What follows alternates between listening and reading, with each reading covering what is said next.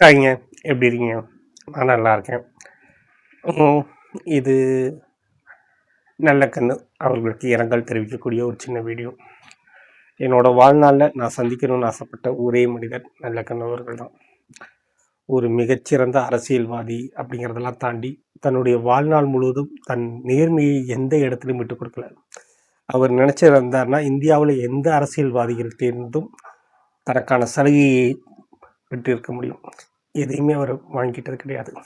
வெறும் அரசியல்வாதி மட்டும் இல்லை, அவர் சுதந்திர போராட்ட வீரரும் கூட. 7 வருஷம் சுதந்திர போராட்டத்துக்காக ஜெயிலையும் இருந்திருக்காரு.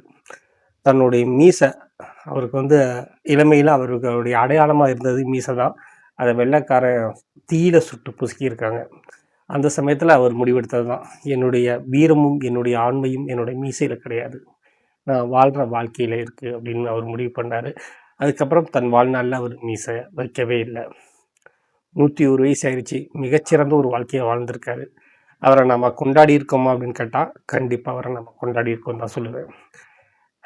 ஏன்னா எல்லா அரசியல்வாதிகளை பற்றி யார் என்ன பேசினாலும் சரி, அவர் நல்லவர் தான், ஆனாலும் அப்படின்னு சொல்கிறது, எவ்வளோ சர்ச்சைகள் இருந்தாலும் அவர் நல்லவர் அப்படின்னு நம்ம சொல்கிறது, இந்த மாதிரியான ஒரு இக்கு வச்சு தான் நம்ம பேசுவோம்.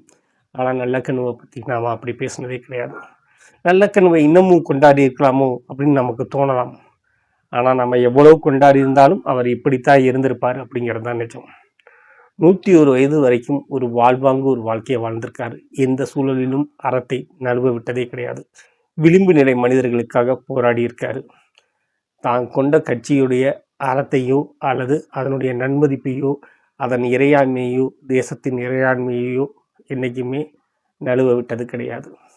மிகச்சிறந்த ஒரு வாழ்க்கையை வாழ்ந்தவரை இயற்கை எடுத்துக்கிட்டுச்சு.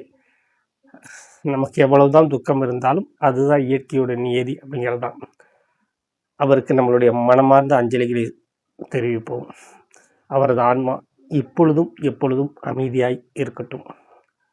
வேறு என்ன சொல்ல. ஒரு சுவாரஸ்யமான விஷயம் படித்தேன். அவருக்கு இப்போ 101 வயது. அவர் தன் வாழ்நாள் முழுவதும் எந்த கட்சியை சார்ந்திருந்தாரோ இந்திய கம்யூனிஸ்ட் கட்சியின் வயதும் 101 தாங்க. எவ்வளோ சுவாரஸ்யமான விஷயம். என்ன சொல்கிறதுன்னு தெரியல, என்ன பேசுகிறதுன்னு தெரியல.